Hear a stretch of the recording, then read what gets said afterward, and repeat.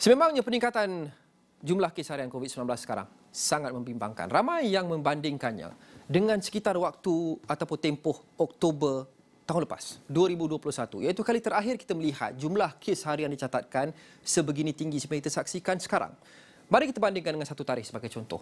2 Oktober 2021. Sewaktu ini kes COVID-19 agak memuncak juga. Kes hariannya mencecah 5 angka. Pada ketika itu, kes aktif berada pada lebih 155,000, kematian berada pada 3 angka 109, ICU lebih 400 orang dan ICU yang memerlukan bantuan ventilator atau alat bantuan pernafasan lebih hampir kepada 500 orang, 484.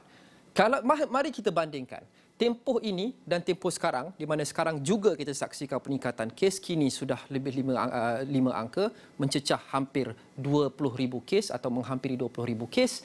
Ini 2 Oktober dan jingga adalah 6 Februari 2022. Mungkin anda nampak perbezaannya di sini. Kes aktif 155,000 seperti yang kita kongsikan sebelum ini.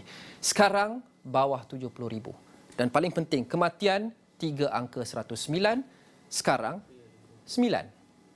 ICU, unit rawatan rapi, menempatkan pada ketika itu 404, sekarang ini menempatkan 66 orang dan ICU yang memerlukan ventilator daripada seperti yang kita kongsikan hampir 500 orang, kini memerlukan menempatkan 71 pesakit. Apa mesej data ini? Mesejnya adalah walaupun kita menyaksikan jumlah nominal kes harian kira-kira sama sekarang dengan gelombang terakhir pada hujung tahun lepas, Oktober 2021. Impaknya jauh lebih sedikit kepada sistem kesihatan. Kerana apa? Kerana mereka yang ditempatkan di ICU jauh lebih sedikit. Mereka yang memerlukan ventilator jauh lebih sedikit. Dan kematian ini walaupun masih tragik, walaupun satu nyawa siapa yang melayang sangat tragik, tapi data menunjukkan bahawa ia jauh berbeza.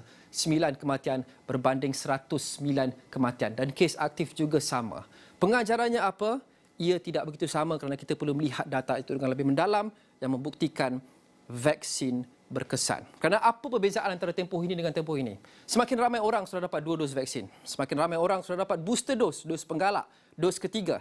Kita juga sedang giat menvaksin kanak-kanak sekarang, 5 hingga 11 tahun. Itu perbezaannya. Walaupun jumlah nominal kes harian tinggi, tapi impaknya jauh lebih rendah. Pada anda di luar sana yang masih belum mendapatkan vaksin dos penggalak mahupun vaksin dos pertama atau kedua atau belum mendaftarkan anak anda untuk PIK Kids, segeralah berbuat demikian kerana data tidak menipu. Ada risikonya tapi terlampau kecil berbanding risiko mendapat COVID-19. Ini kejayaan kita dalam vaksin dan siapa yang boleh jayakan adalah kita semua. Ini perbezaannya untuk kita meneruskan kehidupan kita seperti biasa. Pendaftaran PIK Kids atau program vaksinasi COVID-19 untuk kanak-kanak bagi mereka yang berusia 5 hingga 11 tahun ini meningkat kali ini sebanyak 30,000 pada Selasa lepas. Perkembangan itu dimaklumkan oleh Menteri Kesihatan Khairy Jamaluddin menerusi kemas kini di laman Twitter beliau hari ini. Beliau berkata KKM akan terus menyampaikan kebajikan atau kebaikan vaksinasi kanak-kanak di pelbagai saluran termasuk di Facebook. Dalam perkembangan yang sama, data yang kemas kini di laman web COVID Now kata setakat 11:59 malam Selasa menunjukkan sebanyak 1.4% kanak-kanak di negara ini telah menerima sekurang-kurangnya 1 dos vaksin. Lembah Kelang merekodkan peratusan vaksinasi PIK Kids yang tertinggi iaitu 4.2%, diikuti Sarawak 2.4% dan Sabah 0.7%. PIK Kids dilancarkan pada 3 Februari lepas bermula di Lembah Kelang dan menggunakan vaksin jenis Comirnaty keluaran Pfizer-BioNTech.